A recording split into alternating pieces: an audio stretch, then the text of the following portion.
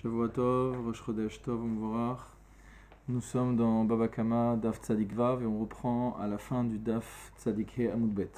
Amar le Ravina le Ravashi. Ravina a posé une question à Ravashi. Il lui a dit Mi Amar Shmuel Baal Chov le Lokeach Yahiv le Shevach.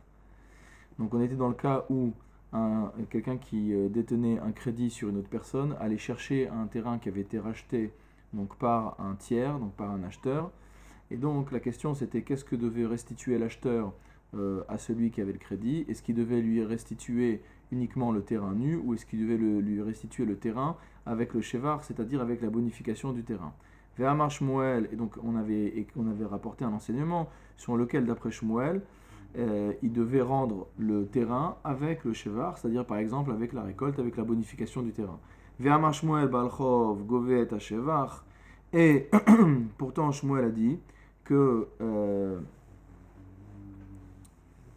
donc Amar Shmuel Baal Chov la Lokeach Yahiv le Shevach, donc que le Baal Chov, il doit rendre au Lokeach le Shevach, il doit rendre la bonification. Ve Amar Shmuel Baal Chov govet ha-shevar. Pourtant Shmuel a dit que le Baal Chov, celui qui détenait le crédit, donc allait encaisser également le Shevach. Amarle lokashia kan beshevach hamagia leketfaim, kan beshevach shen magia leketfaim. Il dit qu'il n'y a pas de contradiction entre les deux textes. Dans un cas, il s'agissait d'un Shevach, d'une récolte par exemple qui était arrivée à maturité.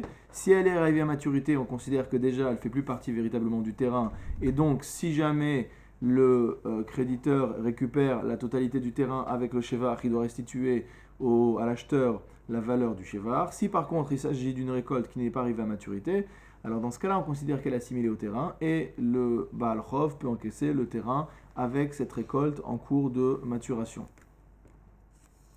Amarle, veka magbe Shmuel, afilu shevach hameaglit faim. Il dit pourtant c'est étonnant.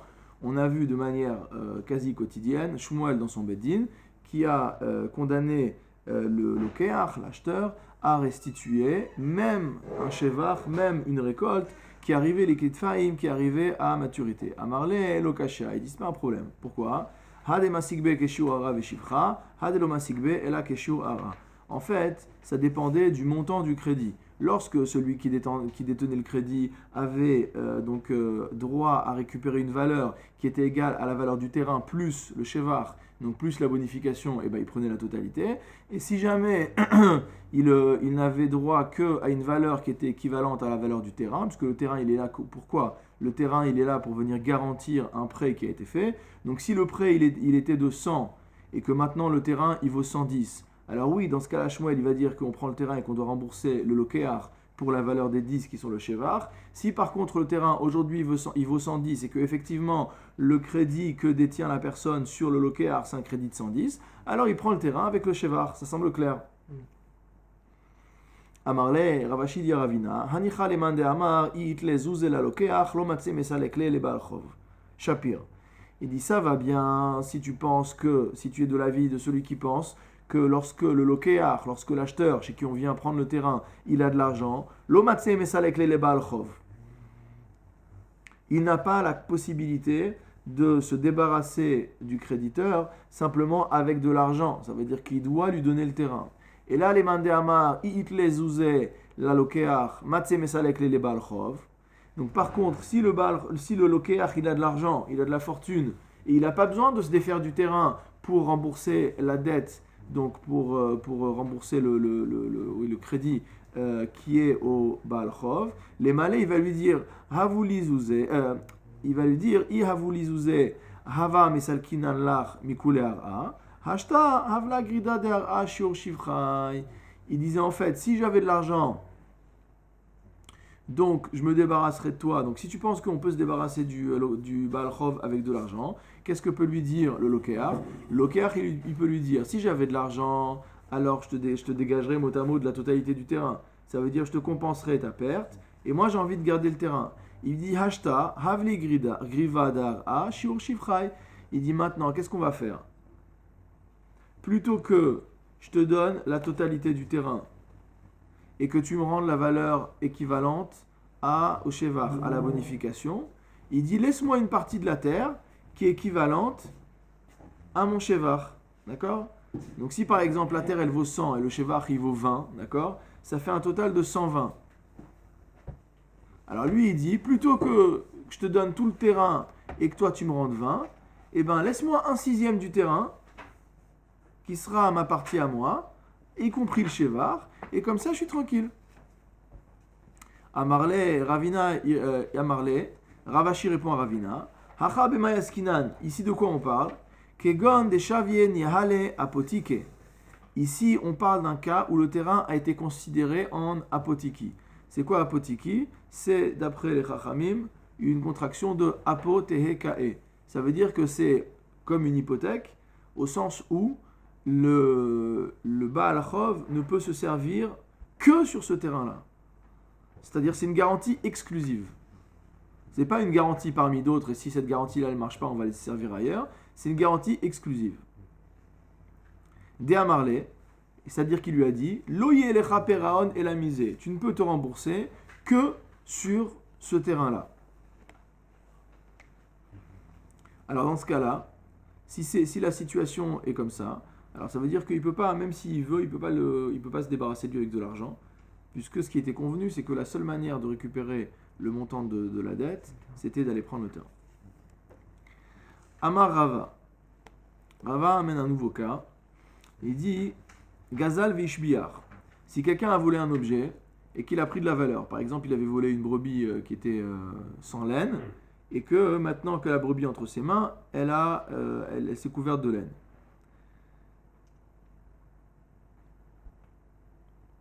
Machar ou machar, et après il l'a vendu. D'accord? Donc il a volé un objet, l'objet a pris de la valeur, et après il l'a vendu. Ou alors, Gazal vishbiar veorish, il a volé un objet, l'objet a pris de la valeur, et après il en a fait hériter ses enfants. Mashishbiar machar. Mashishbiar horish. On va considérer que ce qui s'est bonifié, c'est ça qu'il a vendu. Ce qui s'est bonifié, c'est ça qu'il a fait hériter. Ça veut dire qu'on ne va pas faire la distinction en disant ben non, lui c'est juste le bien nu qu'il a fait hériter, et faire la distinction entre le bien lui-même et sa valeur ajoutée. Rava pose une question à ce sujet-là. Il dit Bae Rava, Hishbiach lokeach mahu. Qu'en est-il maintenant si jamais c'est entre les mains de l'acheteur que la bonification a eu lieu? Donc, la personne a volé une brebis qui n'avait pas de laine. Elle l'a vendue à un tiers, et dans la propriété de ce tiers-là, en tout cas après l'achat, la laine est apparue. D'accord? Qu'est-ce qu'on va dire dans ce cas-là? Batar de Baria, Hadar Pashta. Après avoir posé la question, il a lui-même répondu Ma machar rishon lesheni. Qu'est-ce que le premier, c'est-à-dire le voleur, a vendu au deuxième, à l'acheteur? Kol zechut sheta volé yado. Il lui a pas vendu qu'un objet, il lui a vendu tout ce qui allait arriver avec. Donc, Mistama, le shevar appartient également à l'acheteur. Bae Rava. Rava vient avec une nouvelle question. Et il nous dit Shbiach Oved Kochavim Maou. Si c'est entre les mains d'un Oved Kochavim, d'un idolâtre, que a lieu cette bonification. Qu'est-ce qui se passe? Est-ce qu'on dira pareil? Amarle Ravacha mi Difti le Ravina. Ravacha de Difti a dit à Ravina Takanta le Oved Kochavim neku venaved. Est-ce que cette fameuse takana tashavim, cette fameuse takana qu'on a faite pour aider les gens à faire tchouva, en disant que quand on va rendre, on va pas forcer la personne à rendre le shevar de manière à ce que les gens n'aient pas peur de faire teshuva, parce que sinon c'est impossible de s'en sortir. Elle a dit d'accord pour un juif, parce qu'il a besoin de faire teshuva par rapport au vol, mais il dit pour un non-juif, est-ce qu'on va faire une telle takana? Amarle l'autre sricha, kegon des abnei l'Israël. Il dit non, on parle d'un autre cas. On parle du cas où ça a été vendu à un juif. Sauf, il dit en fin de compte, qu'est-ce qui se passe? Haba mechamat ovad kochavim, hareu ke ovad kochavim. Est-ce qu'on va dire que ce qui vient d'un non-juif, dire que la chose est passée entre les mains du non-juif au passage, c'est comme si c'était le bien du non-juif. Et que donc, même si maintenant c'est entre les mains d'un juif, alors c'est pas grave, il n'y a pas de takana dans ce cas-là non plus. Ravina répond l'autre sricha, il dit non, c'est pas comme ça. Kegon de Gaza à l'Israël, on parle du cas où c'est un juif qui a volé. Vezabdeni ale, et il a vendu à un non-juif. Veishbicha oved kochavim, et donc le bien s'est bonifié quand il était entre les mains du non-juif. Ve'adar ovet kochavim ve'zabne Israël. Et l'idolâtre, lui-même, l'a revendu à un juif. Alors dans ce cas-là, Maï, quelle est l'halakha? Mi amrinan kevan demikira Israël ve'adar Israël aved rabanan takanta. Est-ce qu'on va dire qu'étant donné que la personne qu'il avait au début c'était un juif et que celui qu'il a à la fin c'est un juif, alors la takana de chachamim, elle s'applique. Au dilma, kevan deika ovet kochavim be'emtsa, étant donné qu'il y a un intermédiaire qui est un idolâtre, lo avdoule rabanan takanta, que les chachamim ils n'ont pas fait la takana. Et que donc, le juif qui a acheté l'objet, eh ben, il a que l'objet, mais il doit rendre le montant du shevar. Tekou, la Gemara nous dit que cette question n'est pas tranchée. Amar Rav Papa, Hayman de Gazal dikla mechavre vekatle. Celui qui vole mot à mot un palmier à son voisin et qu'il le coupe. Afalgav de shadia mehar a le'ar adide lokane. C'est-à-dire qu'en gros, le voisin, il a un palmier qui est à la frontière entre le terrain de Réhouven et le terrain de Shimon.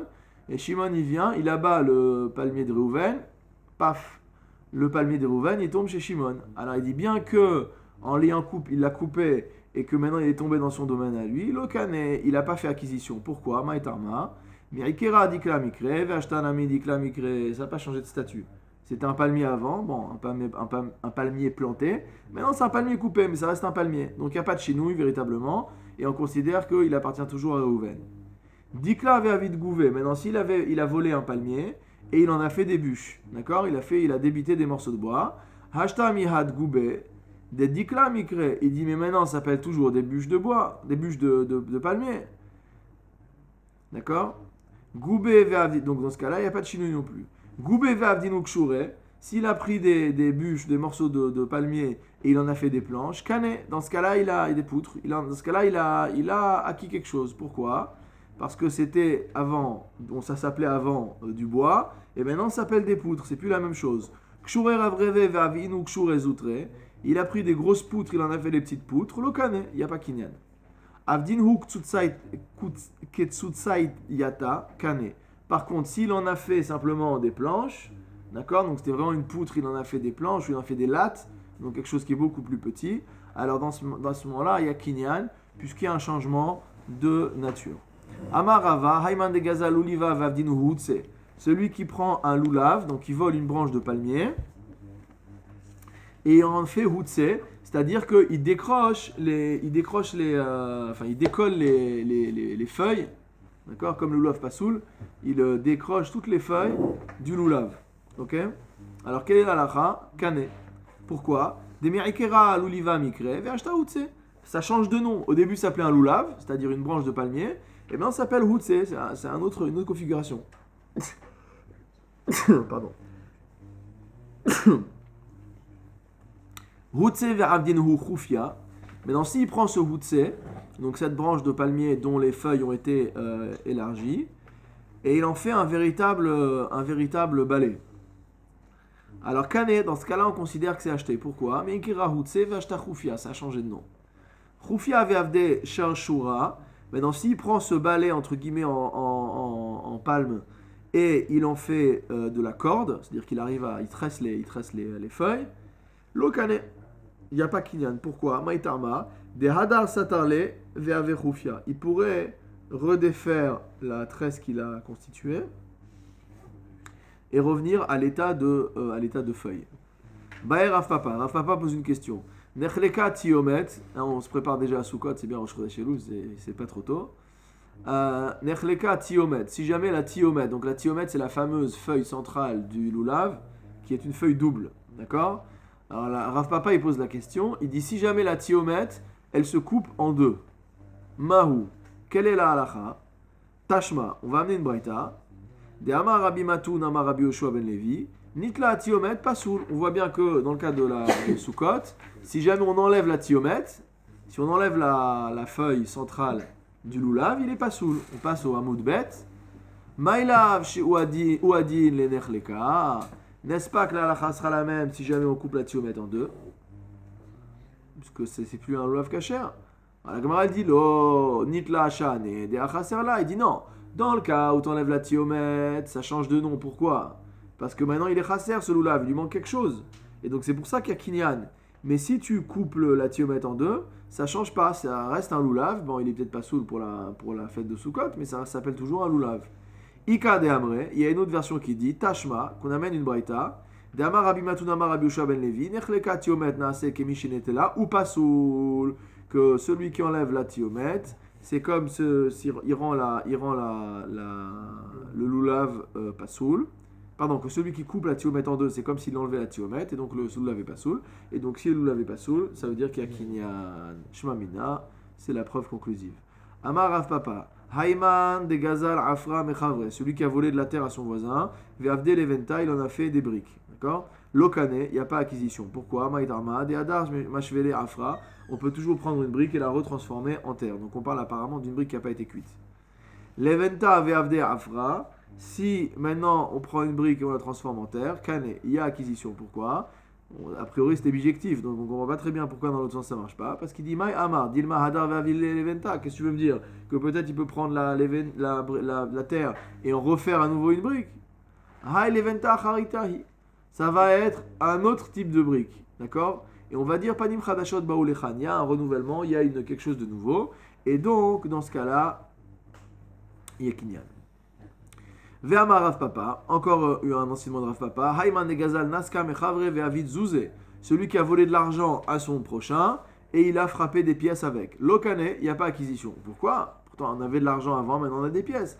Maïtarma, Hadar Avid Leu Naska, il peut très bien faire fondre les pièces, et il va avoir à nouveau un lingot d'argent. Ah, dans ce cas-là, Zouzé Avdinu Naska, Kane. Alors, dans ce cas-là, celui qui prend des pièces et qui en fait de l'argent, alors, ça devrait pas. Là, il nous dit que c'est Kane. Il ne va pas, il dit que ça, il y a acquisition. Mais ça ne devrait pas marcher, puisqu'on a vu que dans l'autre sens, ça ne marche pas. La même chose, Maï Amart, qu'est-ce que tu veux me dire? Hadar Avid Leu Zouzé. Eh bien, il peut refaire des pièces avec. Mais s'il refait des pièces avec, Panim Chadashot Baoulekan, ça ne sera pas les mêmes pièces qu'originellement, et donc il y a Kinyan. Shechime Ve'avdinu Chadde. Donc on prend des pièces qui étaient vieilles, qui étaient usées, et on les fond et on fait des nouvelles maintenant, ou alors on les frotte, on les renouvelle, on les rend brillantes. Lokane, on dit non, il n'y a pas Kinyan. Pourquoi? Parce que ça n'a pas changé, c'était des pièces, toujours des pièces. Maintenant, Chate Ve'avdinu Shchime, maintenant on prend des pièces neuves, et on les rend vieilles, d'accord? Comme ceux qui achètent les jeans déjà déchirés. Alors, Kane, il dit dans ce cas-là, il y a Kinyan. Pourquoi? Mai Amart, qu'est-ce que tu veux me dire? Hadar Avid Leuchate, qu'il peut prendre les pièces qui étaient maintenant vieillies artificiellement et il peut les refaire neuves. Alors il dit non, Meda Yedia Sheyichaimiahu. C'est-à-dire que forcément on sait qu'elles vont revieillir à nouveau.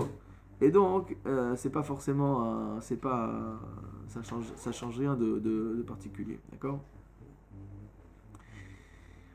Ok. Zéaklal, dans la Mishnah on a dit à la fin que la règle générale c'était quoi? Kol hagazlanim meshalmim kishat hagzela. Que tous les gens qui volent doivent rembourser comme au moment où ils ont volé. Donc si l'objet est dans un état particulier au moment du vol, ils doivent rembourser comme c'était au moment du vol. Alors, les Atouyemai, à chaque fois qu'on dit Zéaklal, qu'on donne une règle générale, c'est pour dire qu'on veut inclure un cas particulier. Alors, quel est le cas qu'on veut inclure en disant Zéaklal? Les Atouyeh had amar Rabbi Ila, c'est pour inclure le cas qu'a enseigné Rabbi Ila. Qu'est-ce qu'il enseigne Rabbi Ila? Ganaftale venaase aïl, celui qui a volé donc un agneau et il est devenu vraiment un bouc. Egel venaase ashor, il a volé un veau qui est devenu un taureau. Naase shinui beyado, donc il y a eu modification entre les mains du voleur. Uknao, et donc on considère qu'il y a eu kinyan par le voleur.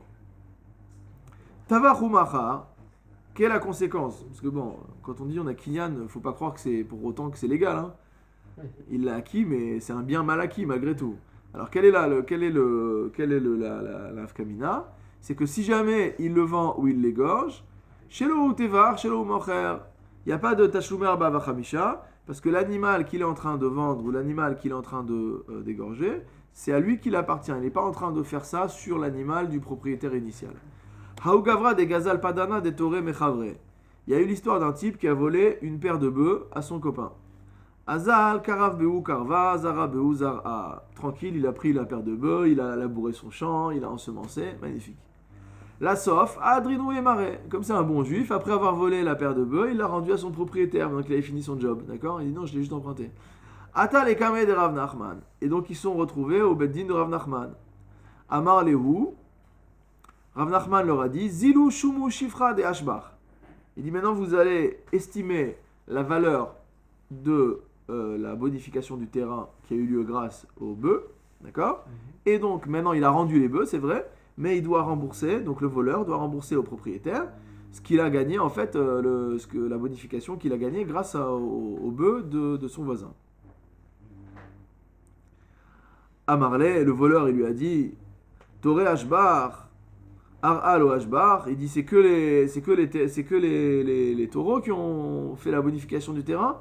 Bah, le terrain aussi, il est pour quelque chose, il y a la terre qui joue là-dedans. Ne me dis pas que toute la récolte, que toute la valeur de la récolte, elle est liée au taureau. Il faut avoir un terrain de qualité aussi pour faire la chose. Amar Mika Mina Neshaimu Kule. Pas le gars Kamina, qui t'a dit que j'avais dit que la totalité. Dis-moi, je t'ai demandé d'estimer quel était le chevar. Je t'ai pas dit maintenant tu vas devoir payer le chevar total. Je t'ai dit estime le chevar. Mais en fait, le chevar, ça va être moitié-moitié. C'est-à-dire une partie sur les bœufs, une partie sur le terrain. Amarle, Rava, il dit à Rav Nachman, sauf, Xelaou, il dit attends, in fine, c'est un vol.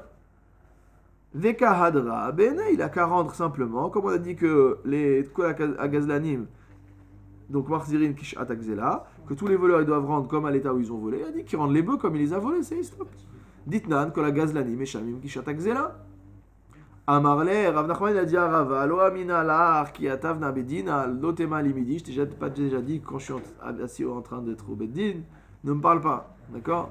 De Amar Huna Chavrin Alay, car mon ami Huna a dit à mon propos, Ana Veshavor Malka, Ache Bedina, moi et le roi, l'empereur Shavor, on est frères en jugement, on juge pareil. Donc l'empereur Shavor, en fait, c'est une manière de se. C'était la manière dont Shmuel était appelé. C'était le roi des Dayalim, quoi. Alors il dit Hai Enash Gazlana Atikahu. Il dit en vérité, celui-là c'est un récidiviste, c'est pas la première fois qu'il vole. Ou Bainadi Knasé, c'est vrai que normalement, ne viens pas me déranger dans mon din. Je sais très bien ce que je fais. Je sais bien que Kol Gazlanim et Shalmim Kishat Akzela. Je sais bien que normalement il doit rembourser comme il a pris les bœufs. Il dit maintenant, comme c'est un récidiviste, je veux lui donner une leçon. Et donc maintenant, non seulement il va rendre les bœufs, mais en plus il va rembourser une partie du chevar qui a été fait. Comme ça, la prochaine fois, ça va le calmer. Et donc c'est un knas, c'est une pénalité supplémentaire et c'est pas le strict din. Nouvelle Mishnah. Gazal Behema Veiskino, on a déjà vu cet enseignement. Celui qui a volé un animal, il a vieilli entre ses mains. Avadim Veiskinu, il a volé des esclaves et ils ont vieilli. Meshalem Kishat Akzela, il doit rembourser comme l'état où se trouvaient les animaux ou les esclaves au moment du vol. Rabbi Meir Omer, Avadim Omer Lo, concernant les esclaves, il dit tes esclaves, tu les reprends comme ils étaient. On a vu l'explication à l'époque que les Avadim sont considérés comme des terrains, les terrains ne peuvent pas se voler. D'accord? Donc, s'il a volé le terrain, il le restitue. Il a volé les esclaves, il les restitue. Il n'y a pas d'estimation particulière qui est faite par rapport à la valeur qu'avaient les esclaves à ce moment-là. Gazal Matbea Venisdak. Si jamais il a volé une pièce et elle s'est fendue. Perot Veirkivu. Des fruits et ils ont pourri. Yain Veirmitz. Il a volé du vin et il s'est transformé en vinaigre. Meshalem Kishat Akzela. Il doit rembourser comme l'état des objets au moment du vol. Matbea Venifsal. Donc tout ça, c'était quoi? Je suis obligé d'expliquer en même temps, parce que sinon on ne va pas comprendre. Donc tout ça, ce sont des modifications qui ont eu lieu sur les objets volés, qui sont distinguables à l'œil nu, d'accord? Un fruit qui est bien ou un fruit qui est pourri, on reconnaît. Okay? Maintenant, des modifications qui ne sont pas visibles. Matbea Venifsal, il a volé une pièce, et maintenant, entre le moment où il a volé, la Banque de France, elle a changé les pièces, la pièce, elle ne vaut plus rien. Teruma Venitmet, il a volé de la trouma et la trouma est devenue impure. Donc, extérieurement, on ne voit pas la différence, c'est toujours les mêmes fruits ou les mêmes céréales de trouma, mais malgré tout, ils sont plus consommables en tant que trouma. Chametz vavar alava Pessah, il a volé du chametz, mais en Pessah est passé, donc la baguette elle est toujours magnifique, mais on ne peut plus la manger. Behema venit abedaba avera, donc il a volé un animal et il y a une avera qui a été faite avec, par exemple, elle a été utilisée pour la vodazara, d'accord? Mais ça ne se voit pas extérieurement. Ou alors il y a un moum qui n'est pas visible, qui a été infligé à cet animal, mais c'est un moum qui rend l'animal pasoul pour monter sur le misbéar. O shaita yotsa lisakel, ou alors que entre-temps, entre le moment où il a volé l'animal, il s'est avéré que cet animal a été condamné à être lapidé, puisqu'il avait tué, il avait encorné. Omerlo hareshelcha lefanecha. Dans ce cas-là, il lui dit, tu récupères ta marchandise. D'accord? Puisque dans ces cas-là, il s'agit d'une modification qui n'est pas du tout visible. La Gemara va expliquer tout ça. Amar Rav Papa, lo iskina mamash. Il dit, Rav Papa, il dit, attends, quand on a dit que quand la viache elle a vieilli, d'accord, il doit lui rembourser comme la Sh'atakzela. Il dit, on ne parle pas vraiment qu'elle a vieilli. Afilou kachacha, même si juste elle a maigri. C'est pas la peine d'aller jusqu'à elle a vieilli. Si elle a un peu maigri, malgré tout, il doit lui compenser pour l'amaigrissement de la vache.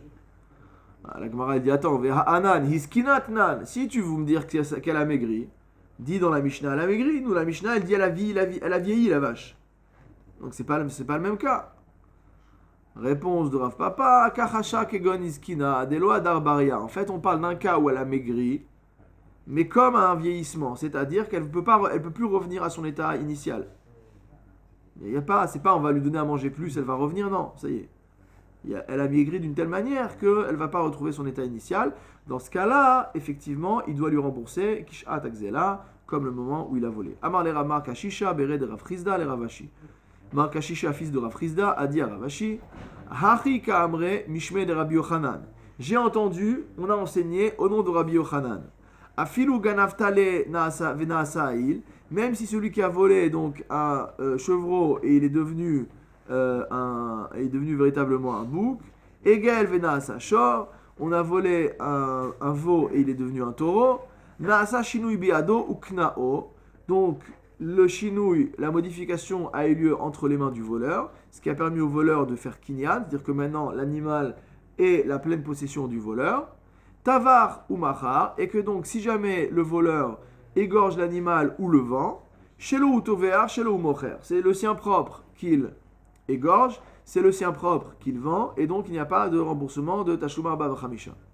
Amarle, lava minala, chlotachliv gavri. Je t'ai pas déjà dit d'arrêter de t'embrouiller dans les noms des chachamim. Ça nous rassure, il n'y a pas que nous. Haou mishme de Rabbi Ila itmar. Il dit ça c'est pas un enseignement de Rabbi Yochanan. C'est un enseignement de Rabbi Ila. Ne mélange pas tout. Rabbi Meir, Omer. Dans la Mishnah, on a enseigné au nom de Rabbi Meir, Ba'avadim umerlo hare shelcha lefanecha. Que celui qui a volé des esclaves, même s'ils ont vieilli, il va chez le propriétaire et lui dit voilà, reprends ton esclave, d'accord? Je ne donne pas de prénom parce que après. Amar Rav Chanina Barav Dimi Amar Rav. Rav Chanina Barav Dimi il a dit au dono de Rav. Halacha ke Rabbi Meir, que la halacha est comme Rabbi Meir. Ve Rav Shavik Rabanan ve Avid ke Rabbi Meir. Rav maintenant il laisse Chachamim de côté et il fait la halacha comme Rabbi Meir, comme la vie d'un particulier, d'At Yachid. C'est extraordinaire. Ah, la Gemara répond Amre, Mishum de Braïta Ibcha Tanya. Non. C'est parce qu'il faut renverser le lachon de la braïta. La braïta est enseignée à l'envers. D'accord? Et en fait, quand Rav te dit que la vie il est comme Rabbi Meir, en fait, il est comme Ravi de Rabbi Meir qui est dans la braïta, c'est-à-dire en fait la vie de Chachamim. C'est simple, non? Alors la Gemara elle dit non. C'est quoi cette histoire? Verav Shavik matnitin vavid ke braïta. Il y a une Mishnah et une braïta. Au lieu de me dire la lacha comme la braïta en renversant les noms, dis-moi la lacha comme la Mishnah. On est tranquille. Rav matniti name ibratane. En fait, le problème, c'est que Rav, lui, il avait reçu par la tradition la Mishnah également à l'envers. Et donc, il avait besoin également de la renverser. Donc, ça change rien. Que tu dises Braïta, Mishnah, c'est pareil. Les deux, elles sont à l'envers.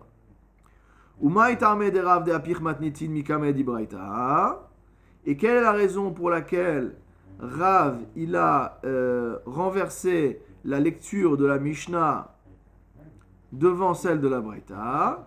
Adraba, ni pour les Braïta, Mikame Matnitin, qui fasse l'inverse, qu'il renverse le Lachon. Si vraiment Rav, il a appris la Mishnah à l'envers, d'accord? Et maintenant il voit, dire que la Mishnah elle dit AB et la Braïta elle dit BA. Bah, normalement, vu que la Mishnah c'est l'argument d'autorité, il doit renverser le Lachon dans la Braïta et pas celui dans la Mishnah. Puisque là on est en train de nous dire que Rav, il a appris la Braïta BA et que la Mishnah BA et que la Braïta était AB, donc il a dit ah ben on va renverser la Mishnah. Non, c'est pas comme ça qu'on fait. on renverse la Braïta pour s'accorder avec la Mishnah.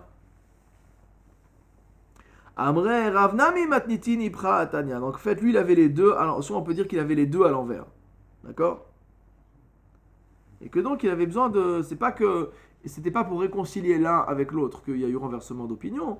C'est que simplement, les opinions étaient fausses, donc on a renversé. Ou alors qu'on dit que Rav, il a appris de ses maîtres la Mishnah à l'envers, d'accord? Comme la Girsa de la Braïta. Et que donc, c'est pas qu'il a voulu, de sa propre opinion, renverser le Lachon de la Mishnah à cause de la Braïta. Vibaitema, tu peux aussi dire, Kilo apir chada mikame chada, que Rav n'a pas renversé chada mikame chada, notamment l'une devant l'autre, d'accord? Ça, on fait pas. Quand il y a l'une devant l'autre, on renverse pas. Par contre, quand est-ce qu'on renverse? Chada mikame tarte apir. Lorsqu'il y a un face à deux, alors on renverse. C'est-à-dire que là, on n'est plus dans le problème de l'argument d'autorité entre la Mishnah et la Braïta. On est sur le nombre des enseignements. C'est-à-dire que si on a deux Braïtot qui enseignent A, B et une Mishnah qui enseigne BA, on va dire, bah attends, c'est la Mishnah que j'enverse. Pourquoi? Parce que j'ai deux Braïtot qui vont dans l'autre sens. Et d'ailleurs, des Tanya, on a une Braïta qui enseigne Amachalif para bechamor, celui qui échange une vache contre un âne, Veyalda, et que la vache donc a enfanté, donc il a donné le chamor à l'autre et lui il a récupéré la vache. Vechena mocher shifrato veyalda, de même celui qui vend une servante kénaanite et après qu'elle ait été vendue, elle a enfanté. Zeomer birshuti yalda ve'ala shotek. Si jamais l'autre il dit non, c'est pendant qu'elle était chez moi qu'elle a enfanté, pas pendant qu'elle était chez toi. Ve'ala shotek, et que le vendeur isté, Zachaba. Donc celui qui a acheté la servante, il est également propriétaire du valad. Zeomer eni yodea, vezeomer eni yodea, yachaloku.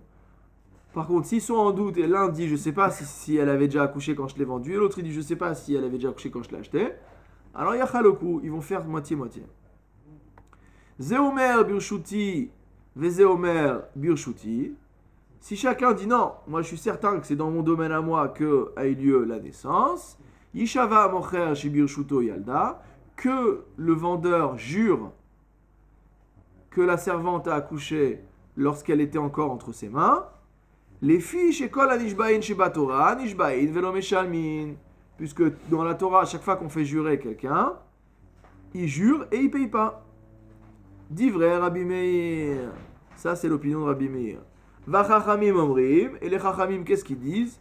En nishbain, il dit non, il n'y a pas de serment. Lo ala avadim, velo ala karkaot. Pourquoi? Parce qu'on ne peut pas voler avadim et karkaot, d'accord? Donc ça c'est quoi? C'est quoi cet avis-là? Ça rappelle qui? Alors, et halacha ki Rabbi Meir. Il dit alors là, est-ce qu'on va dire halacha ki Rabbi Meir? D'accord? Halacha ki Rabbanan mi baele. Il faut dire que la halacha, elle est comme les chachamim. Hachika amar. À ça, la Gemara, elle répond, Lema de apritu vetanitu, selon ce que vous avez enseigné, d'accord, en inversant l'avis de Rabbi Meir et de chachamim, halacha que Rabbi Meir. D'accord? La halacha, elle est comme Rabbi Meir, qui en fait est la halacha de chachamim, c'est-à-dire qu'il n'y a pas à faire de serment.